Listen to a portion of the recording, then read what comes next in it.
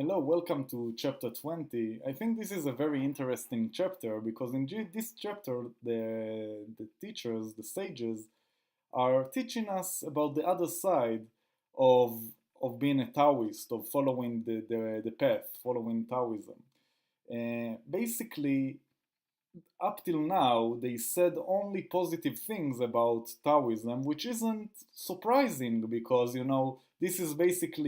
this text is basically a marketing campaign for Taoism, as well as being a teaching about the ways and the path itself. It's also a marketing technique for Taoism itself to tell us, listen, if you follow this path that I'm teaching you here, then you will reach ABC and it will be all a positive experience for you. Obviously, if you thought that you will lose anything, by following Taoism, then you wouldn't follow it to begin with. Well, now we see the other side of the story. In this chapter, they are basically telling us straight the other side, the negative aspect of following Taoism, of following the path, that you should consider if you consider going down this road. Enlightenment of the absolute Tao can free a person from worries and sorrow. Alright, so that's basically, we already got it, right, in earlier chapters. If you follow the Tao, you won't have any worries and sorrow. This is still the positive aspect of it. How much is the difference between a respectful response and an angry response?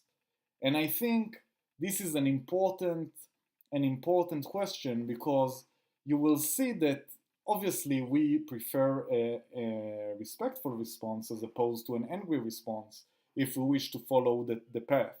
And many people, obviously, you notice in day to day life that many people choose to act in a certain way, in an emotional way, in a negative way that is disrespectful when they are angry. And in this particular line, they talk about this situation in which you are vexed with something, in a situation that you feel this emotion of anger, but the emotion is not the problem itself. The emotion is fine. The big question is what you choose to do with this emotion, how you choose to express this emotion, and some people choose to express it in an angry, as lash out with some angry response, and you are obviously expected to, if you wish to follow the path, you are expected to respond in a respectful way. And how much is the difference? That's the question they are asking us. What is the difference? How much is it? How hard it is to choose one over the other? You know, you will see how it's related when we continue the chapter. How great is the difference between good and evil? Again, this conflict between light and darkness and good and evil, and you are obviously expected to choose the light if you choose to follow Taoism. And how much is this difference anyway? Is it really large? Is it really small? What people naturally fear, one should also fear. All right, you should still be in a part of 3D reality. If most people fear an upcoming danger, then obviously you should fear it as well because you are still in 3D reality. One's endless desire can result in negligence of the true nature of life. And I think it's a beautiful sentence, negligence of the true nature of life, basically forgetting to maintain and to treat your true nature, negligence, and this endless desire that most people have, they always deal with it and they always focus on their own personal desires, that they neglect their true nature. People like to pursue after excitement as if they were ascending the terrace in spring and celebrate a sacrificial feast. Alright, so again, this is all external behaviors that the people that wrote this text are accustomed to, but they are talking basically about a festival or a celebration, a great celebration, that people are always in pursuit of something like that, of excitement and enjoyments and stuff like that, and pleasure. They are always in pursuit of this pleasure, and that's why they can't be part of the Tao.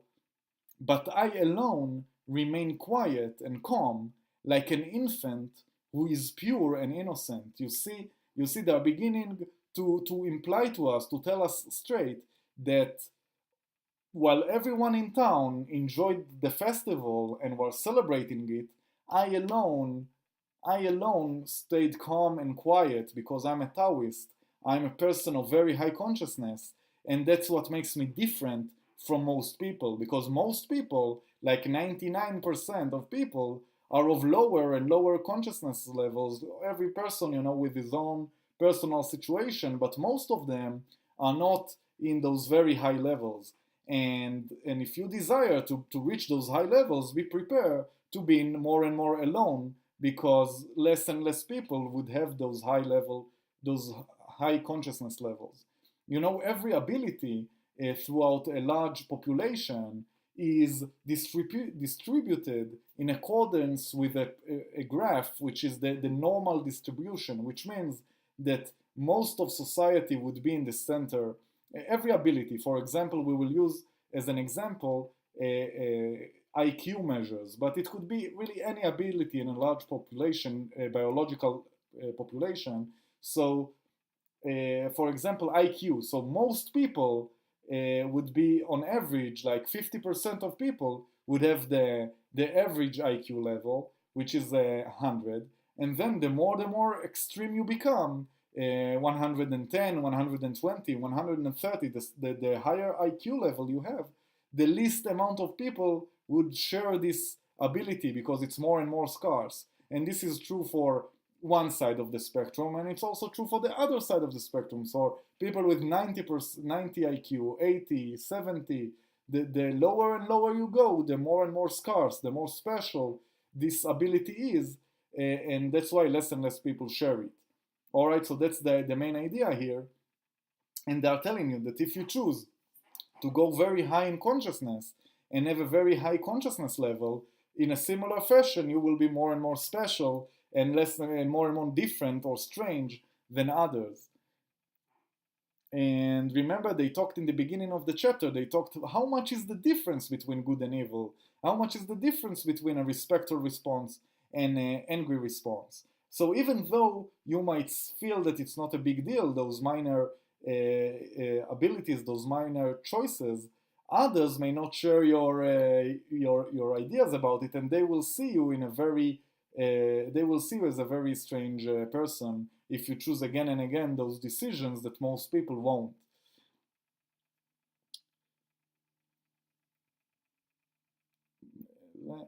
And I alone appeared to be lost, like one who has nowhere to go. All people have a surplus, but I alone was simple and left out like a fool. People seemed bright and shrewd, while I seemed dull. Most people, if they spend most of their time dealing with their own desires and earthly desires, they are likely to reach, high levels of capability in those respects. I mean, all these people that deal very much and put a lot of focus and energy on the day-to-day desires, they could reach success, success in their terms. It's possible, for example, if a person who is very intelligent chooses to follow the path of always chasing more and more money, it's very much possible that eventually he will reach a situation in which he has a lot of money. It's not unbelievable, it's very possible. And that's what they're saying. And later, this person may be considered, I don't know, respectable, or he would be considered a successful person by other people that share this desire. A lot of people share this desire of being wealthy, and once someone actually does it and becomes wealthy, is considered successful in their eyes. This is very natural behavior. And if you are all of a sudden you are a person that doesn't share this desire to have a lot of wealth, it already creates a situation in which you are different from others. You are already estranged yourself, and you are not part of the group. And not only that, you won't become wealthy because you are not working hard in order to become wealthy, and you are not focused on money. It's possible that you won't become wealthy, and others will see you and say that you are a poor person that don't have any money, and you will be considered unsuccessful even though you might be a great Taoist genius. You see, so that's the point they are talking about these ideas of success, that they are all ideas, they are all imaginary concepts in our minds, but when other people share them, this situation may arise. So people seemed bright and shrewd while I seemed dull. For me, it's basically saying my friend is really into all that earthly stuff, and he really works hard in order to to improve his ability at, I don't know, social events and stuff like that, and he's considered shrewd and intelligent because he worked hard in order to fine tune his abilities in that respect.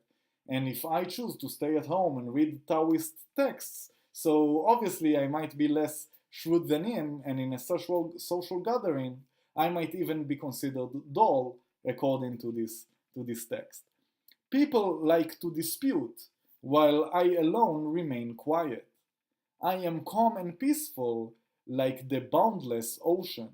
All right, so I think Taoism could be very appealing to people that, to begin with, are people that are very quiet. They don't like to worry too much about money and stuff like that, of earthly desires. People that have this inclination to begin with has a much better time with Taoism, because Taoism basically tells them, listen, it's all right. You don't have to worry about money all the time. You don't need to worry about other people's impression of you. Worry about other things, things that are of this vibratory nature, the things that we are talking about.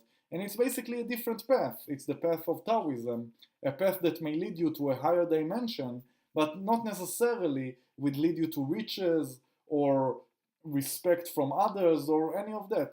Perhaps even on the contrary, according to this chapter. I am open hearted and free, like the wind blowing high above the sky without hindrance.